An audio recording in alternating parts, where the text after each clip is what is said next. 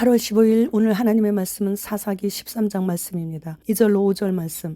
소라 땅에 단지파의 가족 중에 마노아라 이름하는 자가 있더라. 그의 아내가 임신하지 못함으로 출산하지 못하더니 여호와의 사자가 그 여인에게 나타나서 그에게 이르시되 보라 네가 본래 임신하지 못함으로 출산하지 못하였으나 이제 임신하여 아들을 낳으리니 그러므로 너는 삼가 포도주와 독주를 마시지 말며 어떤 부정한 것도 먹지 말지니라.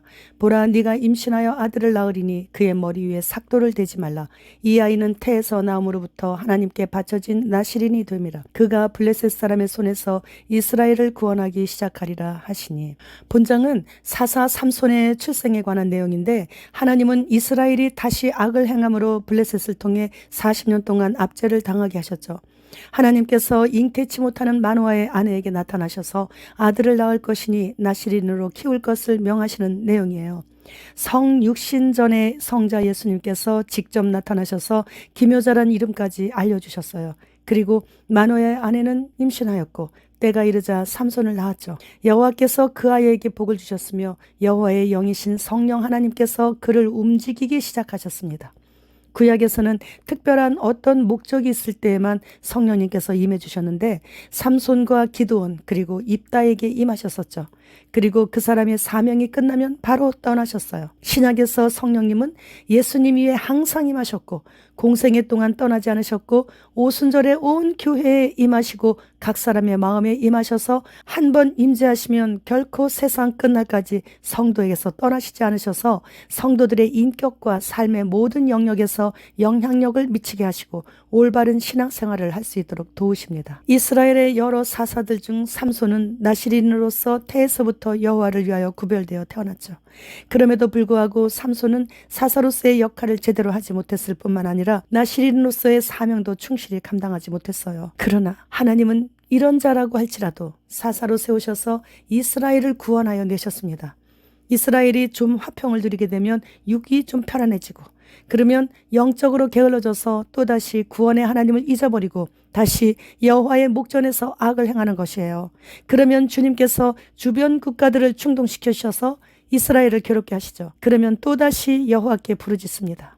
24절로 25절 말씀. 그 여인이 아들을 낳음에 그의 이름을 삼손이라 하니라.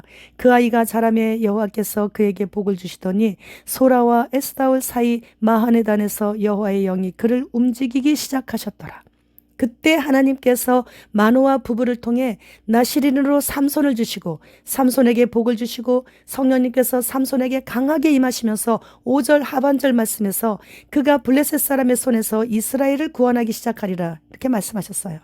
성령님께서 임하신다는 것은 그가 복을 받고 있다는 것이고 여호와의 영이신 성령님께서 그를 움직이기 시작하셨다는 표현은 하나님께서 사용하시는 특징을 뜻하는 것이죠. 삼손을 나실인으로 구별하실 때에는 부모도 나실인과 같이 구별된 삶을 살게 됩니다. 그렇기에 언제나 구별된 삶이 일상생활이 되게 하는 그런 삶이 습관적으로 사라지게 돼요. 우리도 어떠한 계기로 인해 주님을 영접하게 되었고 그 일로 인해 구별되게 살려고 부단히 노력하고 있죠. 그리고 하나님께서는 삼손을 데리고 이스라엘을 구원하시기 시작하셨습니다. 삼손이 마지막에 경기장에서 수많은 블레셋 고위 관리들 앞에서 재롱을 부려야 하는 그때 삼손이 기둥을 뽑아 지붕이 무너져 죽은 사람이 삼손이 평생 사사로 있으면서 죽인 블레셋 사람들의 숫자보다 더 많은 3,000명 이상을 죽였어요. 그리고 삼손도 같이 죽었죠. 그때부터 블레셋은 인재들이 한날 한시에 모두 다 죽었기 때문에 서서히 쇠하기 시작했고 결국 다윗 시대에 가서 멸망을 당했습니다.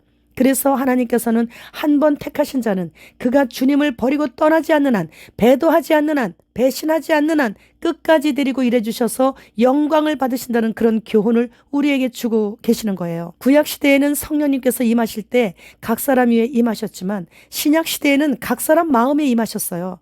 이 말씀의 뜻은 구약에서는 각 사람 위에 임하셨다가 그 사람의 임무가 끝나면 바로 즉시 떠나셨지만 교회 시대에서는 각 사람 마음에 임하시기 때문에 그 사람이 마음으로 성령님을 배신하고 다른 신을 따라가지 않는 한 세상 끝날까지 함께 하신다는 거예요. 지금 우리 모두 각 사람 마음에 똑같이 계신다는 거죠. 성령님은 우리의 보혜사이시며 하나님이십니다. 따라서 성령님을 함부로 불러대고 막 그러면 안 되는 거예요. 내 마음에 늘 계시는 성령님을 어디 가신 줄 알고 들어오시라고 소리 지르고 그러지 말아야 돼요. 들으시는 성령님 마음 안 좋으세요? 성령님 마음 안 좋게 해드리고 난 잘 될 것 같아요? 성령님을 존중히 여기는 자를 성령님께서도 귀히 여기시는 거예요. 때때로 집회 같은 거 할 때 보면은 막 성령님을 부리고 있어요. 성령 사역자들이 성령님을 막 부려요. 자기 종처럼. 나중에 하나님 앞에 갔을 때, 최후의 심판대 앞에 섰을 때, 난 너를 모른다. 아, 무슨 말씀이십니까? 제가 예수님의 이름으로 난 너를 도무지 몰라. 어디 가요, 그럼 그 사람? 지옥 가요. 그런데 절대 따라다니고 그러면 안 돼요. 그런 데는 보지도 말아야 돼요. 전부 캐톨릭에서 오는 거예요.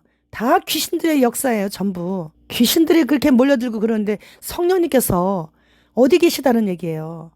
낄낄거리고 있고 그냥 막 넘어지고 있고 성령님을 함부로 그렇게 표현하면 안 돼요. 성령님께서는 그런 질 낮은 그런 수준의 그런 곳에 계시지 않아요. 그런 데는 귀신들만 있는 거예요, 버글버글.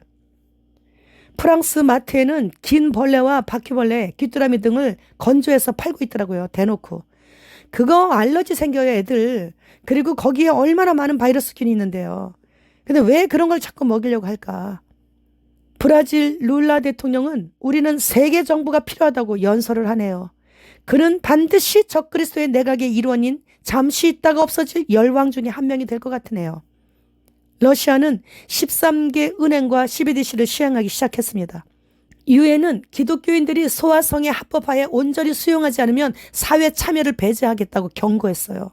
호주 정부는 축산업자들의 동의도 없이 소 등 그 동물들에게 hin신 접종 의무화하겠다고 발표했죠.